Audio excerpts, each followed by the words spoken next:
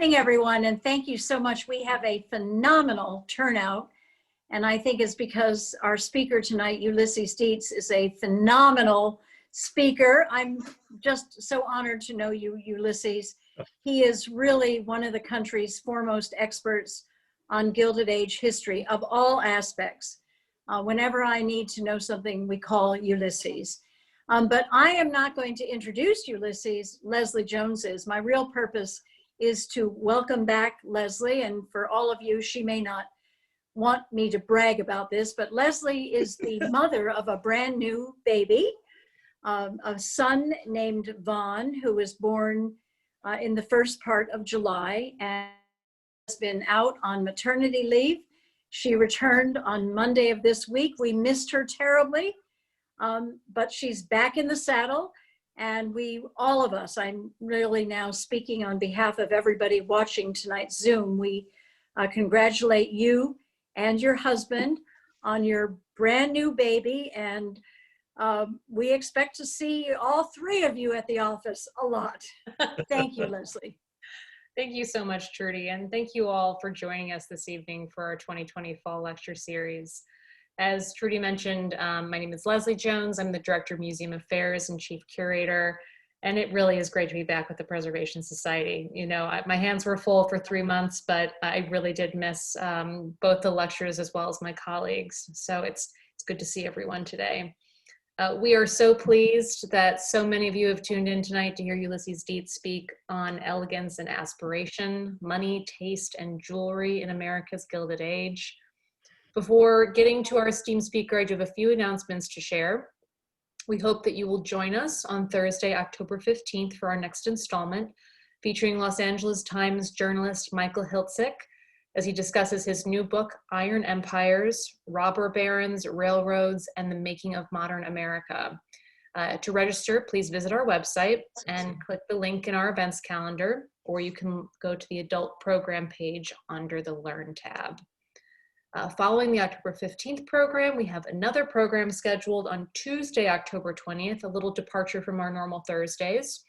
And this is featuring the Executive Director of the Zorn Museum, Dr. Johan Sederlund. He'll be delivering a special virtual tour of the Zorn Museum, which is dedicated to the life and work of the accomplished American society portraitist Anders Zorn, which is located in Mora, Sweden. This will be on this was a Zoom webinar as well. And I would also like to remind everyone to please come visit our Becoming Vanderbilt exhibition, which is now open at Rosecliff. We are open on Thursdays and Fridays from 4 to 8 p.m. and Saturdays and Sundays from 1 to 6 p.m. And all of that information is also on our website. You can go online to purchase tickets for this wonderful exhibition, where you will discover and be thrilled by the lives and legacies of Alva, Alice, Consuelo, and Gertrude Vanderbilt. Now, without further delay, let me get to tonight's speaker. But also to let you know that we will be doing a Q&A. This is a little bit of a different format tonight than you're probably used to. You'll see a Q&A feature on your Zoom panel here. Please post your questions during the lecture and we will answer them, as many of them as possible. Both myself as well as Ulysses. And Ulysses is our esteemed speaker this evening. He is the Chief Curator Emeritus at the Newark Museum of Art. Prior, Ulysses served as the museum's Curator of Decorative Arts since 1980 and the Chief Curator since 2012. He has been instrumental in expanding and showcasing the museum's jewelry collection, and this is of which his expertise will be showcased this evening. He has also been the curator of more than 100 exhibitions covering all aspects of the decorative arts from colonial to contemporary. I'm also honored to work with him as a member of the Newport Symposium Committee, to which he was recently appointed co-chair. And now I will hand it over to Ulysses Dietz. Thank you. Thank you, Leslie, and thank you, Trudy, for greeting me, welcoming me into your virtual homes or workplace, however we look at it now. And now I'm going to, before I talk any further, I'm going to start the share screen. You can all see that? My co-hosts here. So already some of the things Leslie said to introduce the future programs actually resonate with a couple of things in my talk. And this is a wide-ranging talk. It is not about the connoisseurship of specific pieces of jewelry, although I'll talk about a few specific pieces. It's not all about the jewelry at the Newark Museum, sadly, because I wish it was, but it's looking at the idea of what jewelry meant. Because we all have our own notions of what jewelry means to us, whether it's a wedding ring or an anniversary gift or a wristwatch or any of the things that people wear on a day-to-day basis. But even these ordinary things that we wear today are linked sort of psychologically and culturally to the things that women wore during the Gilded Age. And of course, I'm going to talk about grand jewels and grand ladies, which is sort of appropriate with the Becoming a Vanderbilt exhibition that's about to open. But it's really a sort of a deeper thing than that, about the sort of what a colleague of mine once referred to or used the term and baffled me, semiotics. And I thought I'd throw that in here so you all think I'm a scholar. But semiotics is simply cultural symbolism. These are things that mean something. They send a signal, they send a message to the person who sees it and mean that same thing to the person who's wearing it. So before I blather on, I'll give you some more images.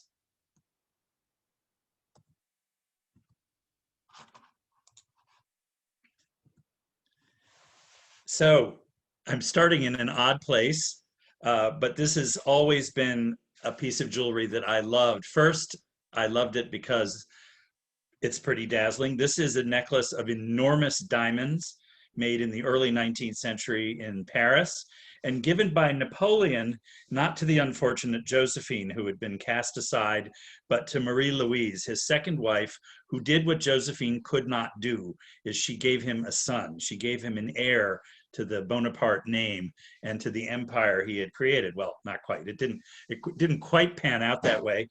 But this is a piece of jewelry that is, in the eyes of the moment it was made, was spectacular in its materials and in the assumed value of those materials. These are big, big diamonds. This, oddly enough, was actually worn by a lady who sort of is a little bit past the Gilded Age. Marjorie Merriweather Post owned this and gave it to the Smithsonian. And I show it here as it looks.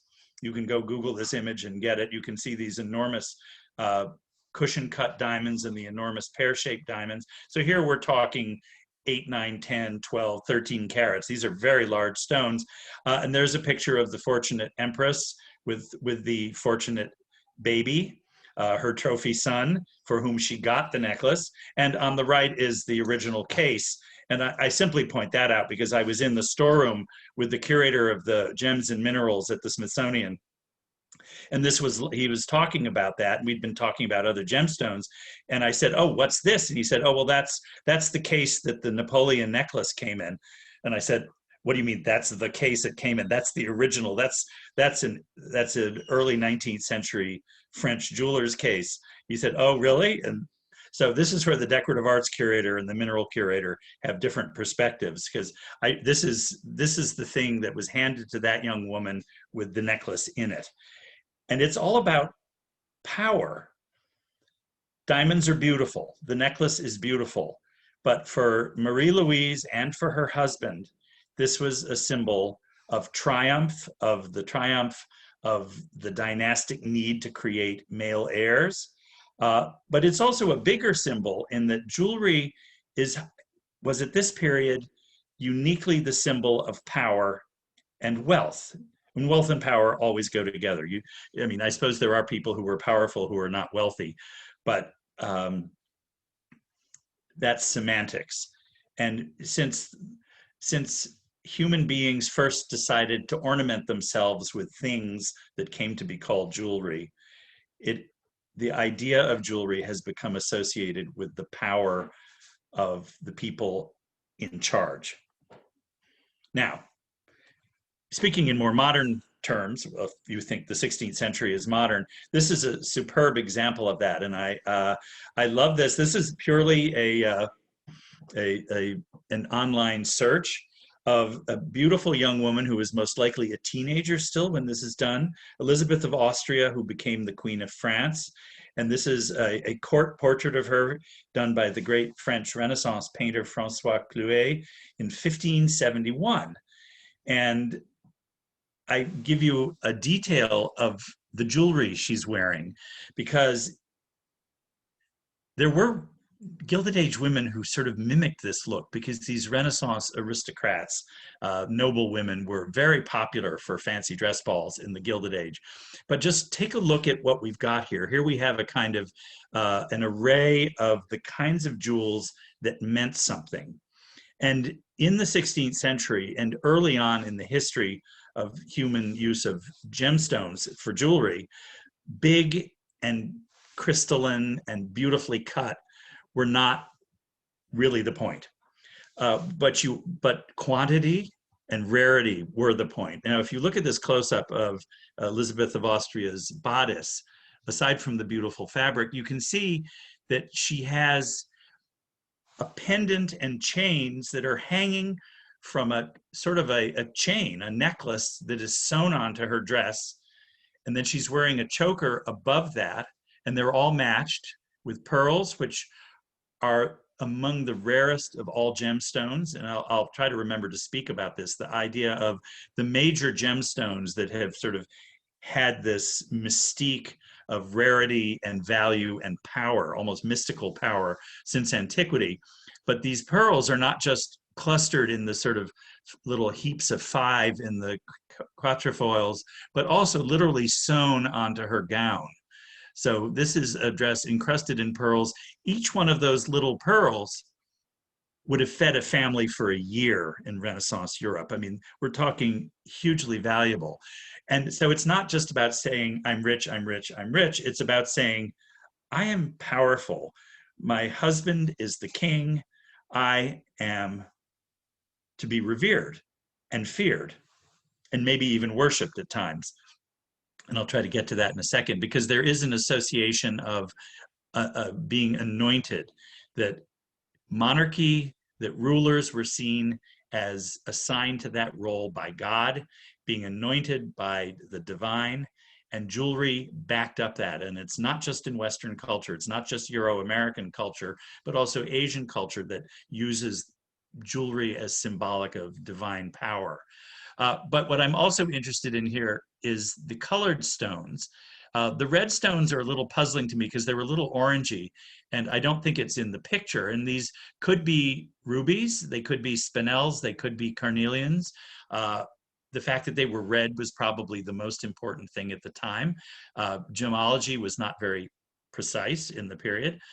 But what is most intriguing to me is the black stones. And those, in fact, are all diamonds, and they're not small diamonds. Those are all 3-carat emerald cut diamonds, although they wouldn't have been called that. They were just called square cut or table cut, because diamonds are shown black because they have no color, and the absence of color was seen as black in this period. And it's not, and so it was a while before people quite understood that these black stones in all these paintings were diamonds. And to wear diamonds of this quantity and size is an extraordinary symbol of power, because they were all coming out of mines in India, specifically a place called Golconda, that was the source of the great best diamonds in the early part of the Western custom of wearing diamonds. So there's a lot going on this, and all of this is stitched in place with the exception of the necklace and the pendant. And you can see she even has matching jewels up in her hair and in her hair ornament. But so this is not casual. This is not something that anybody would have thought of wearing except for a woman of this kind of power. If you wore jewelry like this, you were either at the top of the heap or you were trying to get to the top of the heap, which probably put you in danger because the people at the top would have seen this as a threat. And the French gave us 2 words, and this was, I don't take credit for even thinking of this, but I think it was the archivist at Tiffany and Company actually said this during a talk once, and I thought this is really pretty great, because in English we say jewelry, and jewelry can mean anything from, you know, plastic jewelry to huge diamonds. But the French have two distinct words, both of which translate into the word jewelry in English, but mean something quite different. There's bijouterie, the short of that is bijou, and which just means jewel in French. And what that implies is jewelry where the metalwork, as you saw with the Queen of France on the earlier slide, that is a lot of elaborate metalwork and enamel to hold the stones. So the metalwork is as important as the stones. It's about the craft of goldsmithing, about the craft of jewelry making. Whereas the word joaillerie, which is more a cognate with the English word jewelry, actually means jewelry in which the gemstones, the stones, are the important part.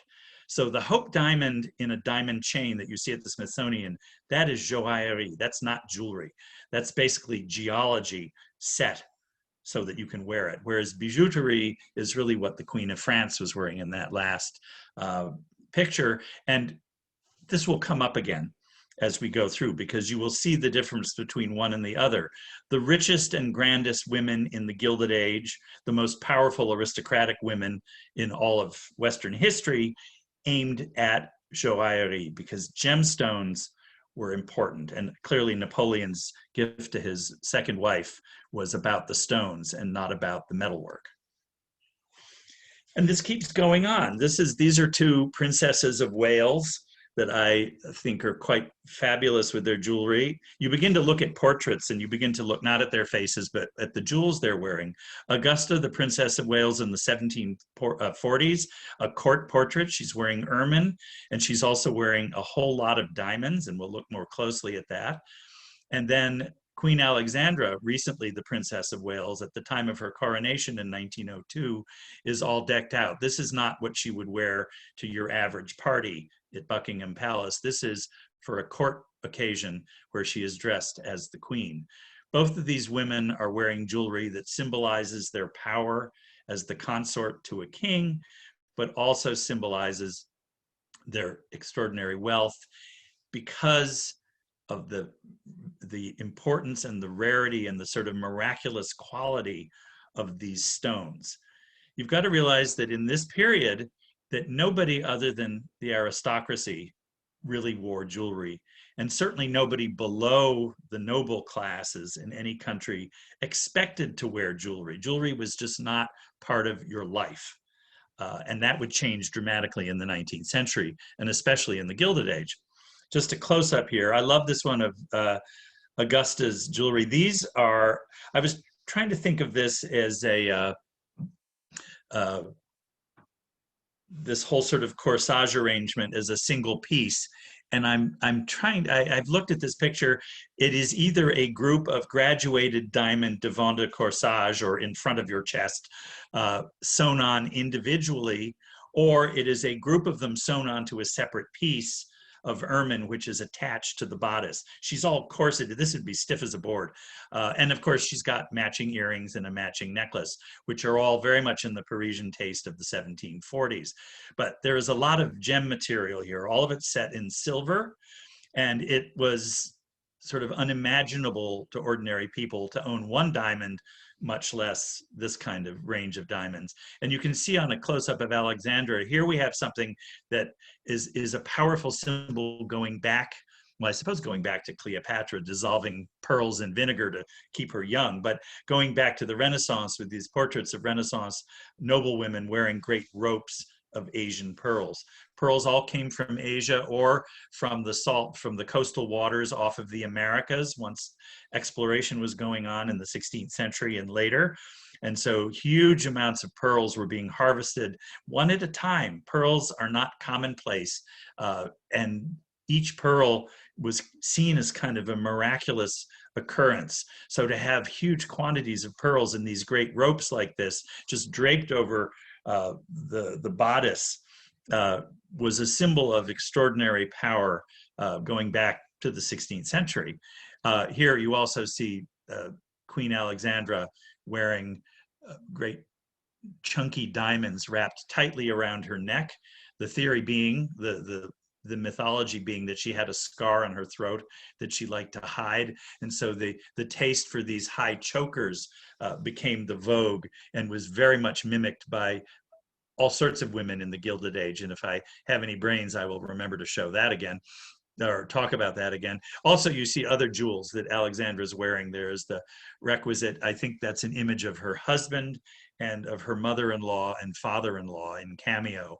So those are possibly sentimental, but also politically required. So if we look at these two jewels, one of which has not so much a Newport connection, but a connection through the family, you see the combination of art and symbol as it evolves in the 19th century. These are both mid-19th century jewels. The one on the left is one I've actually seen in person many years ago when I was doing research on a Portuguese decorative arts exhibition. But this is the necklace of stars, as it was called, by Queen Maria Pia de Savoia, who was the wife of Luís I, or the Louis I of Portugal. And she commissioned this early in her reign in the 1860s. And she wore it on state occasions. There was a matching diadem called the Diadem of Stars. And these stars are not small. This is quite a bold statement, very much in a kind of extravagant 19th century style. Although the design is fairly simple, the stars are big. Those big cushion cut diamonds are probably 8 carats. So the whole effect would have been startling, to say the least. But there's a bigger symbol here. This is not just, oh, I'm the queen and I get to wear this incredible necklace that I commissioned, but it means, it was a reminder that one of the chief rich possessions of Portugal in the middle of the 19th century was Brazil.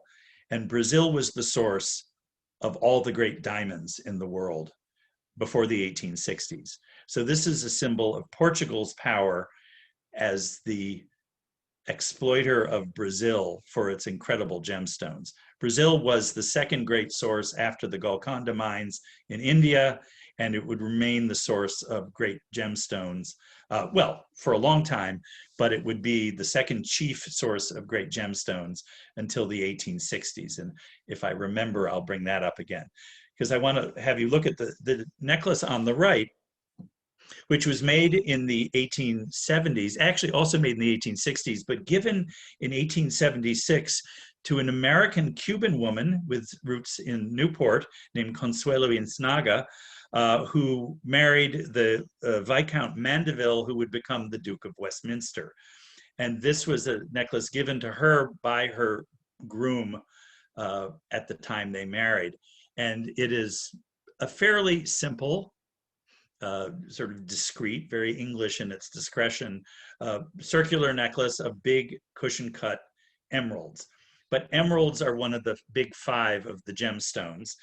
They are traditionally associated with India. The Mughal Indian leaders in the 16th and 17th century treasured emeralds, but emeralds were never an Indian material. They were always sourced through the Spanish, who controlled the mines in Colombia in South America. So even the Indian Moguls had to deal with the Spanish to get the great emerald material that came out of South America. And so this necklace would have been, in the 1860s, would have been extraordinarily powerful, because you don't see emeralds like this that often. Emeralds are known, they're talked about, they have magical powers. And I say magical because in Christianity, they were believed to have healing powers and symbolic powers. The emerald is often associated with John the Baptist.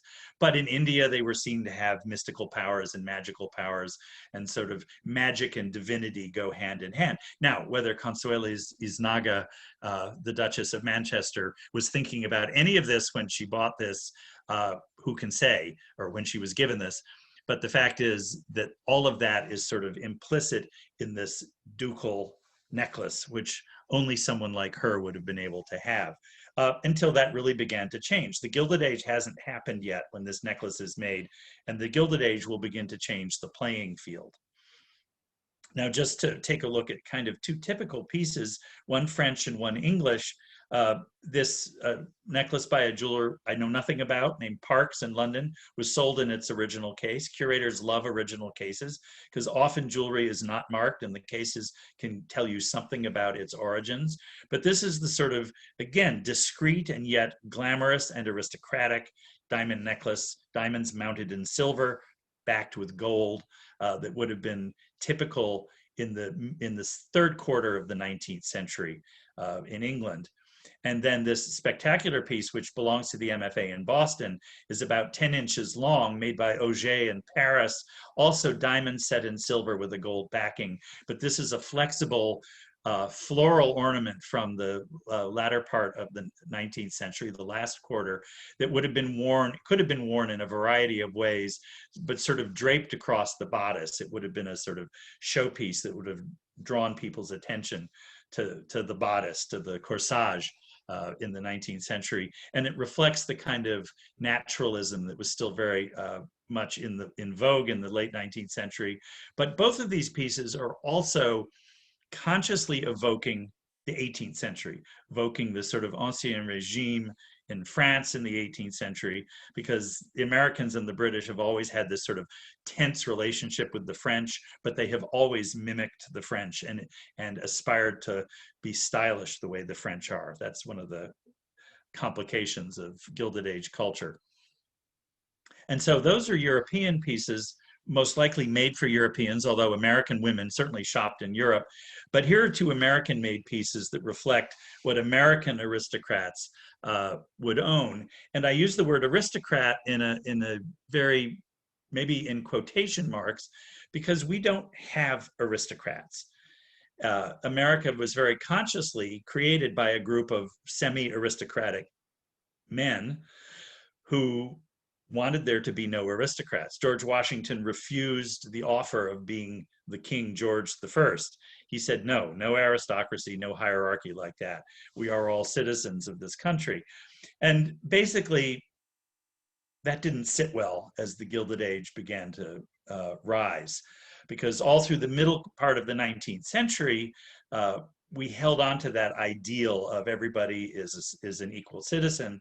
But as the fortunes created and fueled by the Civil War boomed, including the railroad fortunes going from east to west, I tend not to use the word robber baron, but the entrepreneurs and the industrialists who built the industries, built the railroads to move the goods around, all of that, as they got richer, they and their wives began to think that this everybody being the same idea wasn't perhaps good, or wasn't for them. Because some of this was ego, but some of it was really just, we have more than everybody else. We need to do more and show more so that people will look at us and see that we are a model of what makes this country strong. It was basically, either consciously or not, creating an aristocracy based on wealth rather than on blood. So the piece on the left is another corsage ornament. It's about 9 inches long. It's all articulated, diamonds set in silver, backed with gold, made by Tiffany & Company for a woman named Susan Bliss in New York City in the 1880s. And on the right is, I think, the single most important piece of diamond jewelry made in America before the end of the 19th century, which was made as a wedding gift in 1856 by Samuel Colt for his wife, Elizabeth. And it was made for them by Tiffany & Company in New York City.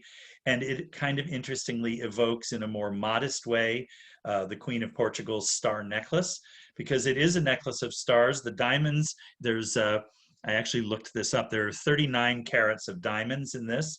So the big diamonds in the middle of the stars are probably from 1.5 to 2.5 carats, surrounded by smaller ones. And then rather wonderfully, the diamond stars are set in these cinquefoil cups that are enameled blue. They're gold and enameled with blue, so that they would have popped out rather than just sitting there being diamonds. So it's an extraordinary necklace in that it's the only one of its kind known this early. and it represents what these new, very rich industrial people were looking for. And Elizabeth Colt was a fascinating woman, but that's a whole other lecture. But this is 1856. This is before the Civil War. So this is really before the Gilded Age. But as you can see, the instincts of people with money in America were already thinking about those aristocratic symbols that they had been familiar with through knowing about Europe and what was going on there. Now, the other side of this is that jewelers are not stupid. Jewelers know who has money. They know what's fashionable. They know what people want. And by people, I mean women, because men may have bought the jewelry for their wives or not, but it was the women who knew what they wanted and asked for what was in fashion.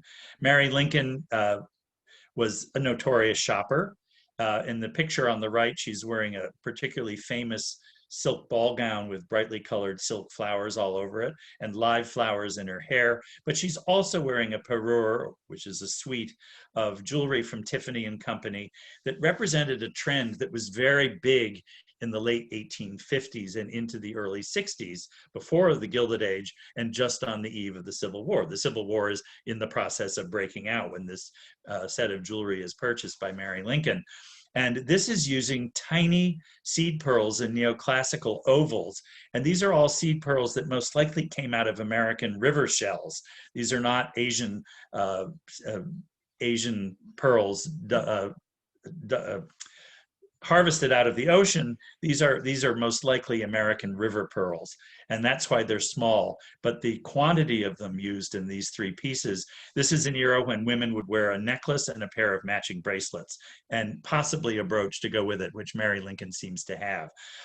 But these belong to the Library of Congress, and they're extraordinary because they show this aspirational taste of wearing jewelry that had these aristocratic symbols, the pearls, but adapted to the American manufacturing system, which was, in fact, we discovered river pearls and they became an enormous part of the jewelry industry.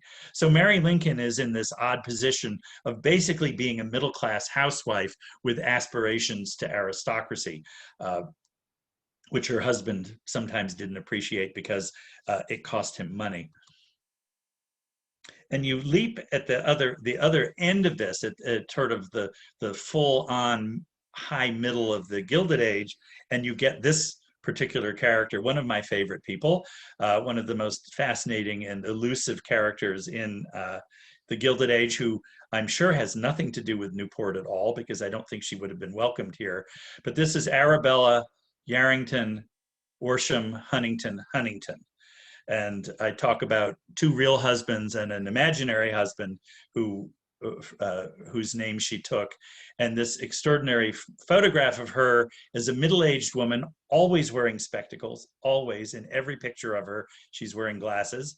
And she is wearing a massive rope of 19th century South Asian natural pearls that she paid a fortune for from the estate of a woman named Mary Jane Morgan in New York City, the Morgan pearls.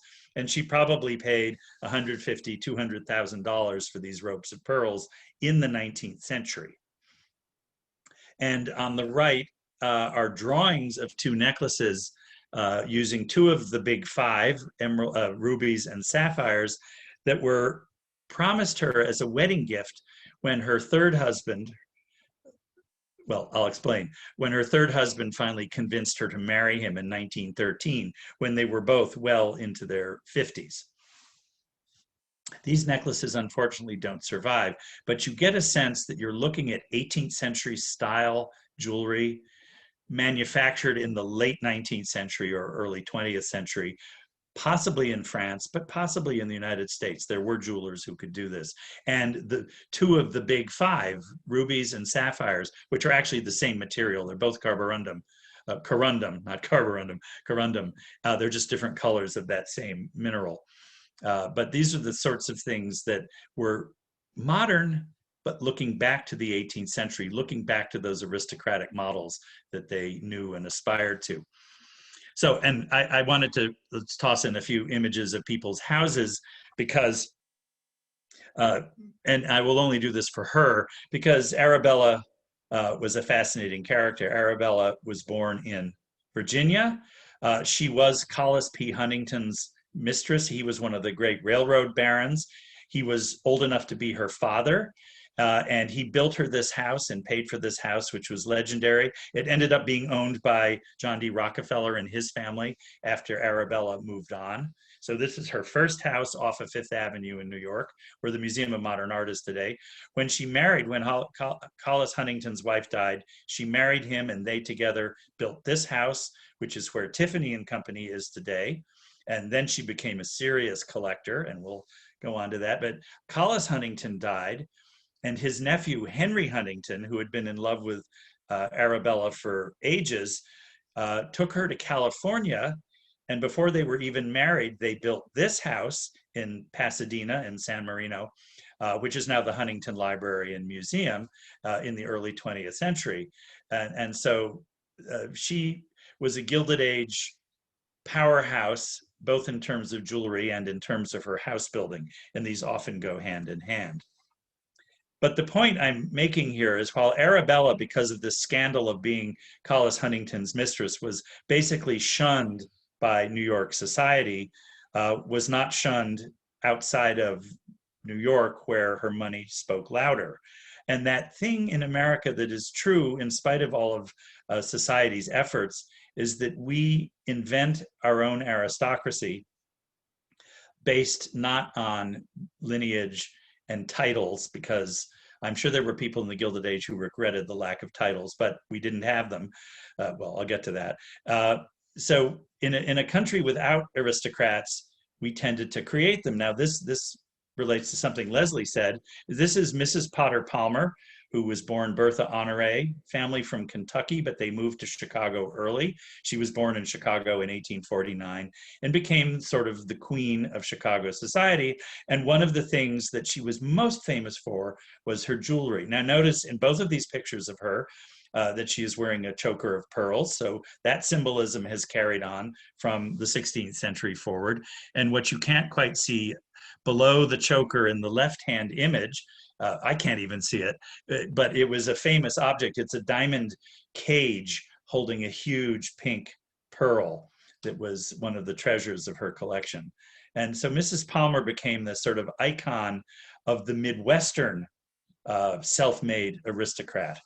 And what Leslie's introduction reminded me, here is her portrait by Anders Zorn, who was a great fashionable portraitist in the late 19th century, looking rather younger than she was. She and her sister, Ida Honore, who married U.S. Grant's son, Fred, both went gray by the time they were in their 40s. So Mrs. Palmer always has gray hair. But you can see from both the painting and this photograph is that they wore their pearls and their tiaras and their diamonds in order to give the very clear impression that no matter what you knew about them, you were meant to treat them like the aristocrats they saw themselves to be, using these symbols of the jewels like costume, but like armor, like badges of office.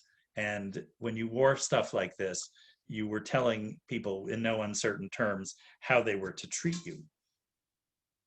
And these are two other images I love. The diamond choker, which looks excruciatingly uncomfortable, is in the Chicago History Museum and was one of these two jeweled chokers that she wore. The other one that she's wearing in this photograph, which is from a family album I have, I don't think she ever let this be published because she looks so surly.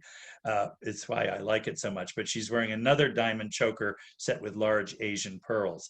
And the pearls would have been every bit as valuable as the diamonds in those chokers because they just simply were extraordinarily rare at the time. So these symbols, so it's not just the houses. This is the Palmer's house on Lakeshore Drive in Chicago. These houses were symbols in the bigger sense of who they were in the world, but the jewelry became the symbols of who they saw themselves as and who they wanted you to see them as in society. Now, if you were competing with them, that would give you a different sensibility than if you were simply beneath them and looking up.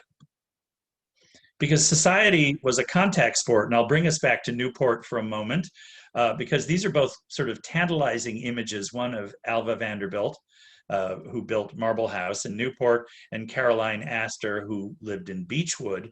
And neither of these, well, you can see Mrs. Astor is wearing a pearl choker and big pearl earrings. Both of them are in fancy dress in these portraits of themselves, but really, I can't think of any of their jewels that survive. And they must have had important jewels, and the jewels were part of their self-presentation. But I think of them, because that's where I come from as a curator, I think of them largely as their houses.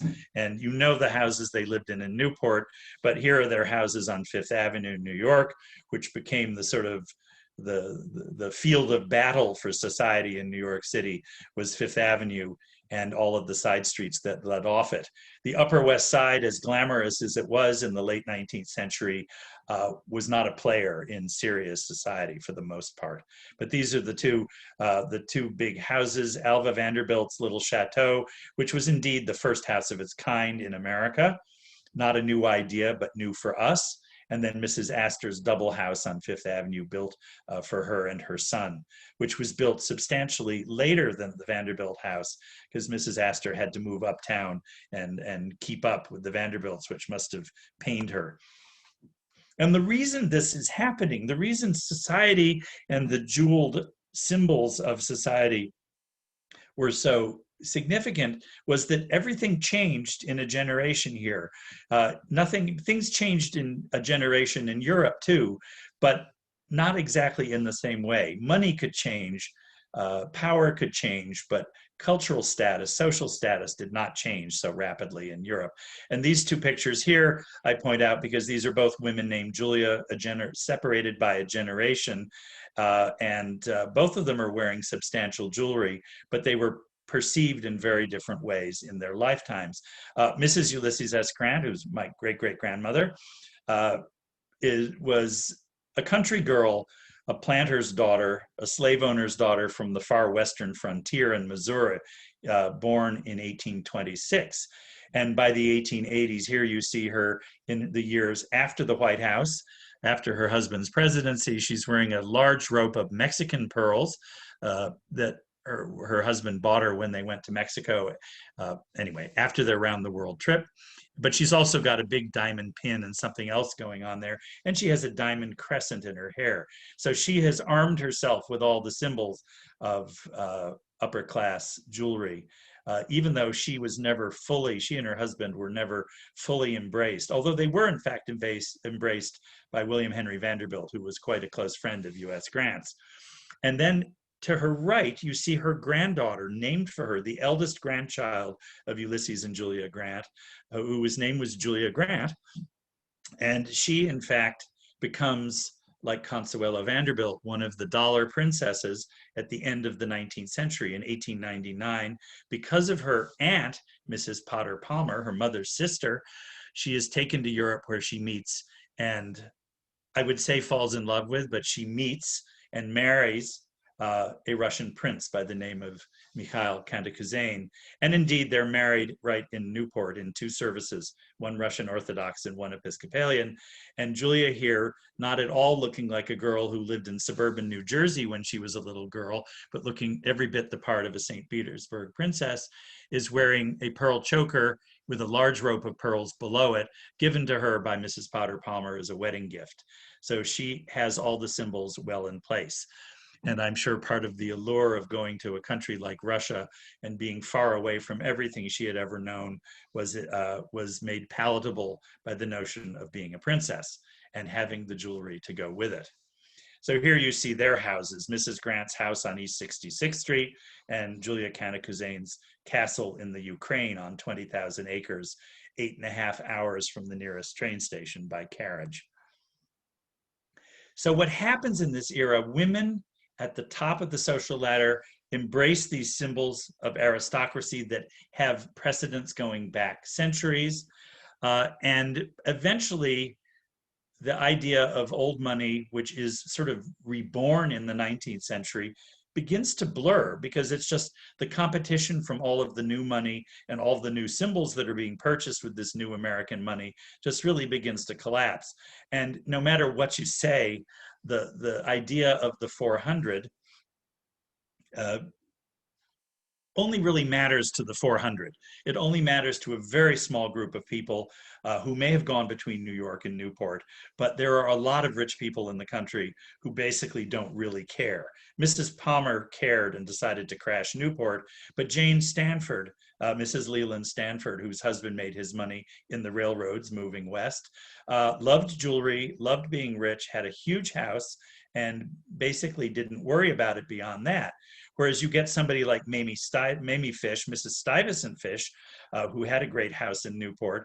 Here you see her wearing, again, the requisite pearl choker with the diamond plaques. Well, her father-in-law was a very close friend of Ulysses S. Grant, but she and her husband were not really interested in the Grants as being way too lowbrow for them. And here are their houses, the Fish's house. The Fishes are rich, but not that rich. And Mrs. Stanford's house, which is about 4 times the size, built out of wood on Nob Hill in San Francisco. There's a hotel there now. This all burned down in 1906 as a result of the earthquake.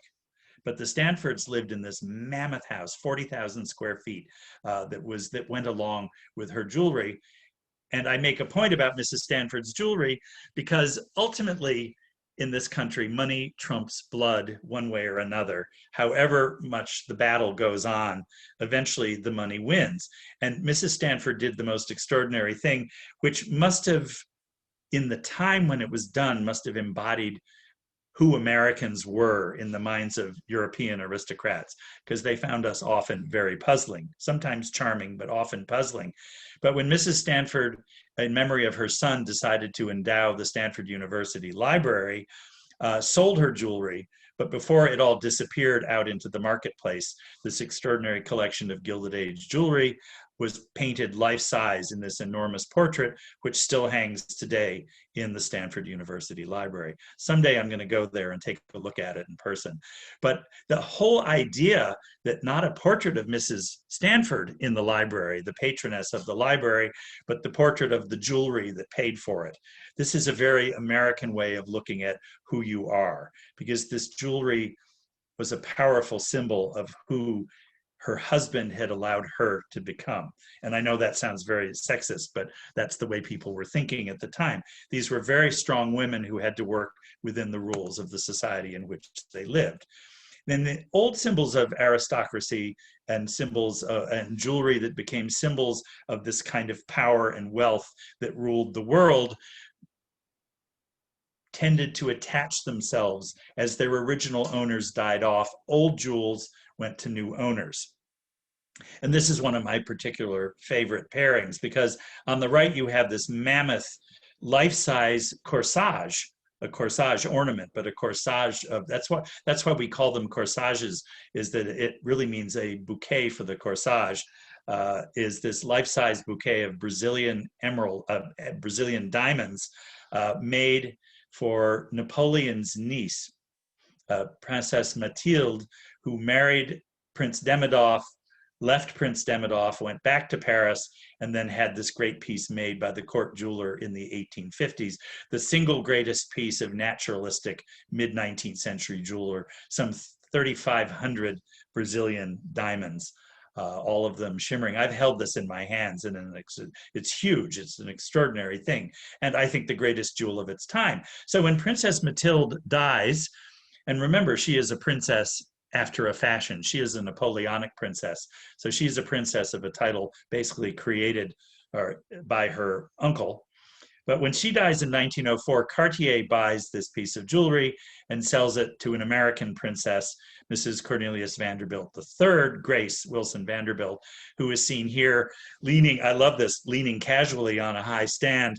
And I like to think because the weight of the jewels means she needs to lean on the stand so she doesn't fall over. But she, you can see in the middle of her bodice, is wearing Princess Matilda's jewel. But everything else she's wearing is new and made custom for her. Because old jewelry has old stories, and associations with aristocratic provenance is something Americans latch onto as aristocracy by association. So it strikes me as kind of hysterical that Grace Vanderbilt is wearing this enormous life-size corsage of roses out of diamonds where they could hardly be noticed amidst the other diamonds that she has draped on her. The multiple plaque necklace by Cartier that hangs on her bodice, on her chest, is very modern, very sort of up to date, must have been spectacular, but even more so the ornament, the devant de corsage, that starts as a bow knot and tassel on one side and goes to the other, which is all diamonds. That enormous fringe is all diamonds. And can't even imagine what it weighed. It was certainly pinned heavily or sewn onto her bodice, but it was this sort of spectacular panoply, which not only delivers all of those messages of aristocracy going back centuries, but it also says, this is me now, and basically I win. And this is this sort of triumphal photograph. Mrs. Vanderbilt would wear these jewels again in a famous Life or Look magazine portrait of herself in the 1940s.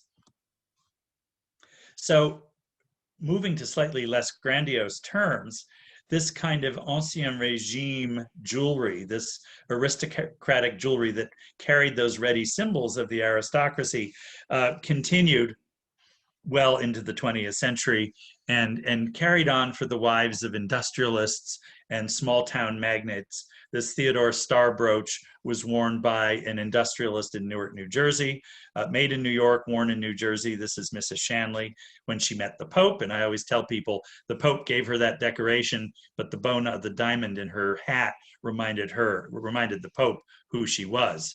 The wife of a politician, Mrs. Elihu Root, who was in fact not really given to great jewelry, but here is her piece of Tiffany jewelry purchased at the 1901 World's Fair. It's marked with the fair beaver mark on the back of it. So these symbols of old aristocracy were adopted by the wives of these powerful men. There's the Root House on Park Avenue in New York City. And even when they were more modest pieces, this is one of my favorites because this is a vanity case, a little purse made in gold, worn by Mrs. Thomas Wanamaker, who was widowed and then remarried. But here she is with her Wanamaker heir, wearing her pearl choker. But the little gold purse was something she carried with her day to day. And that was made in Newark in around 1910. So you get these American aristocratic jewels that are evoking European aristocratic jewels. The Dreiser Company jewelry, Dreiser and Company necklace at the Met, the Wade necklace made for a family in Cleveland by Tiffany and Company. These both are American-made symbols of aristocracy. These are European jewels purchased by an American family, the Stevens family of Hoboken, New Jersey, better known to people here probably through the Stevens' granddaughter, Millicent Fenwick, who gave these to the Newark Museum. One of them is German, the big bow knot in diamonds by Koch Frères and Baden-Baden, and then the little Marie d'Anjou day brooch, a little brooch a lady would wear on her bodice from Tiffany and Company's Paris store. And then people like this who played the social game very coyly, Mrs. Ogden Mills, who was a Livingston and who didn't have much money left, but had the Livingston bloodline and married Darius Ogden Mills, one of the great robber barons from California, his father. She marries him, brings that new money into her old family, and ends up with great Boucheron jewelry in the early 20th century. And of course, a great house. And I love this house. It's called Staatsburg up on the Hudson River. And the great thing about it, it's a mammoth house by McKim, Mead and White. But her old house, her family's ancestral home, is the white part buried in the middle behind the colonnade. So for women who aspire to this kind of aristocracy, gold evening bags were both American made and European made. The one on the left was made in Newark, New Jersey. A lady would wear this clipped to her belt in the daytime. It's not an evening bag, it's for shopping. So imagine the kind of lady who has a gold bag for shopping. And the other one, however, is an evening bag because it has emeralds and diamonds in it. And that was made for an Irish lady, Mrs. Shanley, again in Newark, New Jersey, but it was purchased at Cartier in Paris. So these symbols for day-to-day wear become less grandiose, but more consciously artistic. Marcus and Company in New York would have produced these two very expensive artistic pieces, an amethyst cross and necklace not a rosary, simply a necklace with a cross on it that any good Episcopalian woman would have wanted to wear. And then a more exotic sort of Middle Eastern style piece with green garnets and pearls, looking very exotic, but not being huge in precious materials. These were symbols of a different kind of aristocracy, which was an intellectual aristocracy. But jewelry like that was also interesting to and aspired to by middle-class women. And that's where the city of Newark, New Jersey, where I was curator for so long, was so important, because you have these necklaces, one with sapphires and citrines, one with amethysts, both of them made in Newark, that you could purchase at a department store for anywhere from $25 to $55, depending on the kind of gemstones in it. These are solid gold, they're real stones, but they were produced in quantity, and they were accessible to people who had never been able to own jewelry before. And so it doesn't matter. Now here we have Princess Cantacuzene, General Grant's granddaughter, wearing on her bodice for a party in St. Petersburg in 1901, an enormous Lalique devant de corsage that still exists. You see a photograph of it, sadly not in the family. But so that was a wedding gift to her from her husband.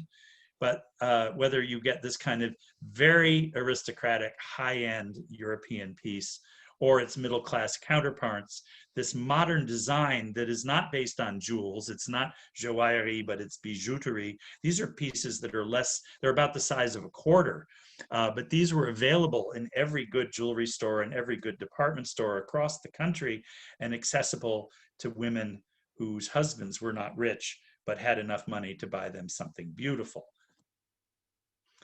Again, elegant Edwardian jewelry. These are both things in the Newark Museum collection, but are really as much about the gold as they are about the gemstones. The necklace on the right was a birthday present for a 30-year-old in 1909. There's a whole story attached to that, but I won't go into it. But then you got artistic jewelry that was really at a very high level, made for very smart and wealthy patrons. This Louis Tiffany necklace at the Met Museum, moonstones and sapphires, small sapphires, big moonstones, not hugely valuable gem material, but artistically very prestigious because of the Tiffany name, but also because of the beauty of it, the art of it. And this amazing brooch of enamel and gold, only enamel and gold, made by Marcus and Company in 1900, that could be taken off its pin and moved on to a necklace. So these are things where the status, the prestige given by the jewel is more about the art, and maybe the maker, but the art, because it implied a sophistication. So it wasn't just about stones, it was about, this is the kind of smart, aware, educated woman I am. And indeed, this jewel, shown here again, I call it the Rehan jewel, is all about gold. It's all about art and enamel. There's a lot of symbolism having to do with this jewel. It's a symbol of mourning. It's a symbol of resurrection. It's a symbol of the Holy Trinity, all of which would have been appreciated by the woman for whom it was made, Ada Rehan, who was an actress. Here shown, a famous stage actress of her day, shown as painted by Sargent in 1894. The portrait is in the Metropolitan Museum, given by the woman who commissioned the jewel for the actress. She was her biggest fan. And the jewel itself is in the Newark Museum. So this is the kind of aristocracy of intelligence, artistic jewelry, which not everybody appreciated. So on the one hand, you have these beautiful artistic jewels that were very expensive and desirable. These are both by Tiffany, one from the 1880s, one from 1900. And then you had the middle-class versions being produced in Newark that any housewife could have. None of these are more than 1.25 inches across. Beautiful enameling, little tiny diamonds, but they're real diamonds, just to give a lady who wore them a lift, in the sense that she was at the top of the hill.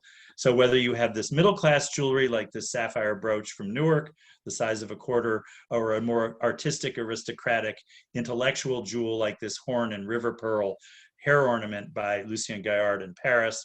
You've got the two sides of this coin, this aspiration to Gilded Age glamour that was available to a huge audience, whether it was homegrown, like this Louis Tiffany opal brooch from 1910, or this French poppy neck plaque you wore as a choker. You have that same desire for art and beauty and the intelligence that that implies. If you want a jeweled bug from a fancy store on Fifth Avenue, you went to Emmanuel Gattel. So diamonds and garnets and rubies versus the little gold insects that were being produced in large quantity in 14 karat gold by Newark jewelry makers. And ultimately, all of these options were available at both ends of the Gilded Age, for the women who lived in the palaces on Fifth Avenue and for the housewives who lived in the suburbs. All of this carried the symbolism of women who wore jewelry as a symbol of their power and their place in society. And I just close with this image of the Osborne pearls, a great rope of 350 matched Asian saltwater pearls in their original box, given by a man named Henry Osborne to his wife Lucretia for their 25th wedding anniversary in 1906, one of the few surviving intact strings of Gilded Age pearls. This is a necklace shaped in a heart that would have probably cost her husband $10,000 when it was new, and was a symbol of his love for her, but a symbol of her place in the world that her husband had created for her. And so now I've blabbed on. I hope I haven't killed all of the opportunities. Oh, there's Vaughn for questions, but please, Leslie's gonna coordinate the questions, and I'm game if you're game. Absolutely. Ulysses, that was wonderful. Thank you so much. We are raising a new generation of jewelry appreciation aficionados over here. So thank you. I'm going to go back up to the top. We have a lot of great questions. So thank you all so much for submitting these today. Our first question actually is, Ulysses, a lot of the pieces you showed towards the beginning of your lecture, are many of them, do you believe, owned? Are they in museum collections? Are they privately held? Or are there locations unknown at this point? Well, a lot of them are locations unknown because they're pieces that have been in the market in recent years. So the Duchess of Manchester's necklace was sold, but it had been on view for 27 years at the V&A in London. So I imagine the V&A was a little sad to see it go. So things like that have probably gone into private collections. Other things are in museum collections. And I noted on the slides, but of course I used shorthand, so you may not know what I was referring to, but there are more and more museums are interested in jewelry. The MFA Boston, the Met has gotten very interested recently. I'm sorry, did you not like that? But that's so a lot of them are just locations unknown, because a lot of things are coming up on the market, and I find images online all the time. Excellent. Okay. So do you know about Arabella's wedding necklaces? What happened to those? Well, in particular, Mrs. Morgan's pearls.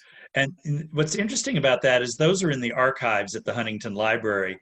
And so I'm not even sure those necklaces ever existed.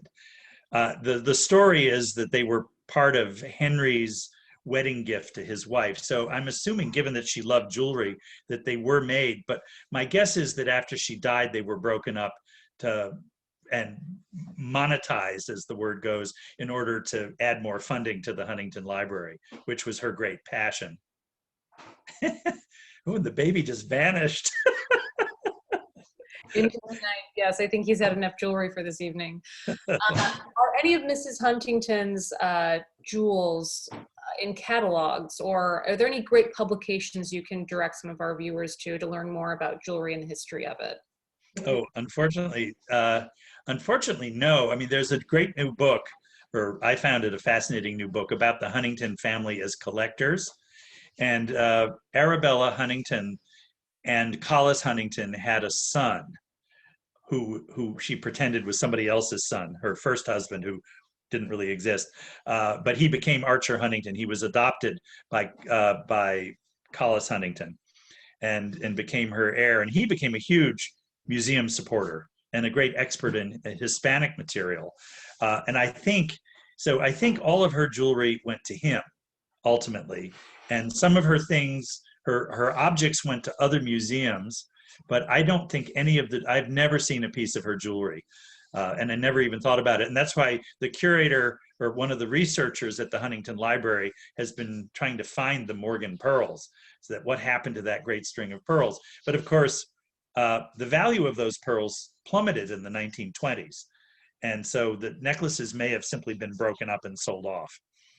That's what happened to almost all of them, as far as I know. That's interesting. That's a good point too. This is a really interesting question as well. With the availability of important stones and pearls increasing due to the demand of the Gilded Age for people who weren't royalty, were more being then found and mined in new places, or was there recycling going on, or was it a combination of both? It certainly would have been a combination of both, because people loved old stones. There's, the Hope diamond floats around all through the 19th century and ends up with Evelyn Walsh McLean. So a Gilded Age heiress who wore it with sunglasses a lot. She wore the Hope diamond a lot. But I think there was also new material.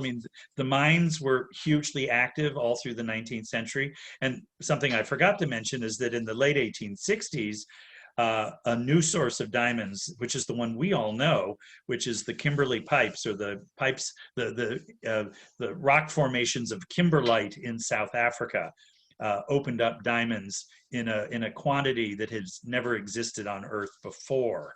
And those mines are still going, and those are still one of the major sources. There are new sources of diamonds being discovered all the time, and there's a lot of controversy about how those diamonds are being mined. But I think the Gilded Age spurred a lot of exploration for all gem materials, and the discovery of new gem materials, which I really don't talk about in this, but there were a lot of new stones discovered in the 19th century, including, a great stone called alexandrite, named for now I'm thinking, was it named for Queen Alexandra?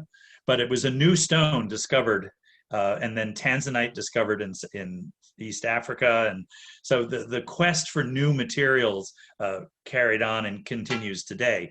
The old sources of stones, a lot of them are mined out, but there are always new mines being discovered. So I don't track that very closely, but the demand for good stones pretty much guarantees that really good stones, especially colored stones and great flawless diamonds, has never waned, and the value continues to go up. And for those pieces that you mentioned that were set in silver, what techniques were used or employed during that time as well as now to prevent or remove tarnishing?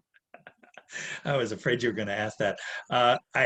There was nothing done to prevent tarnishing. There was nothing you could do, which is why when platinum is discovered, and platinum's around since the 18th century, but it's hard to use.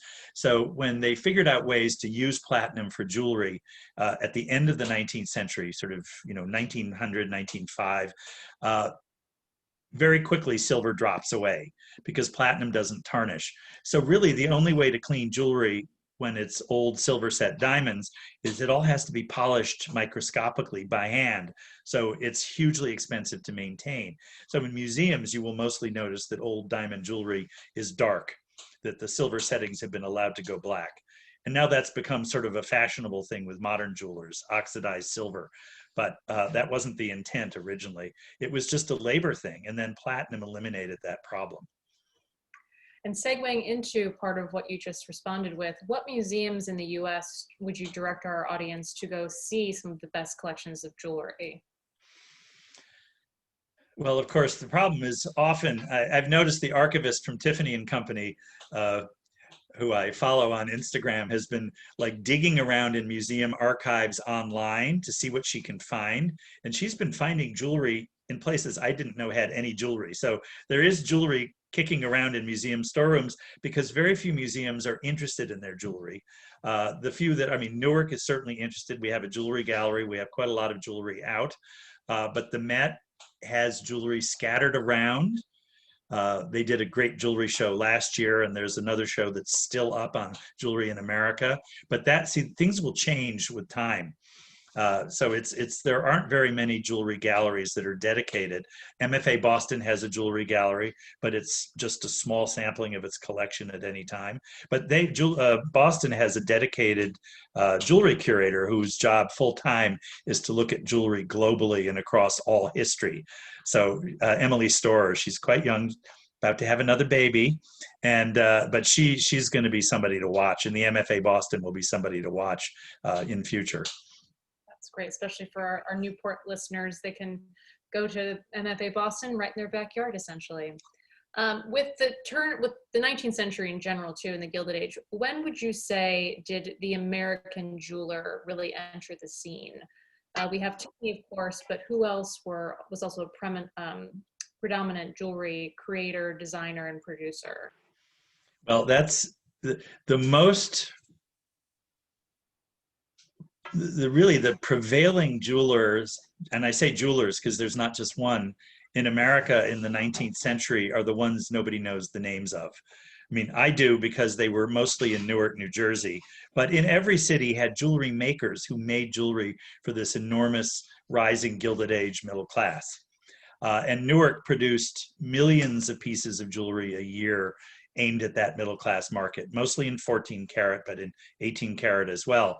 And places like Tiffany and Company were selling cufflinks and little pins and things like that. A lot of that stuff came out of Newark shops, and everywhere you went in the country, from Florida to Alaska, literally the jewelry stores would be selling this jewelry made in Newark shops. Now, the big cities had their big jewelers. So, Tiffany's great stuff, Marcus's great stuff, J.E. Caldwell's great stuff. I'm trying to be politic and name Shreve Crump and Lowe in Boston, C.D. Peacock in Chicago. All of those places had their fancy high-end jewelry that they made sort of to order for special clients. And so I think America really came into its own because of Tiffany and Company. Tiffany was very aggressive. They developed, by the 1860s, Tiffany was the biggest brand name in America. Women would send their money to Mr. Godey at Godey's Ladies Book and say, go to Tiffany's and buy me something. He would do that. They had a shopping service.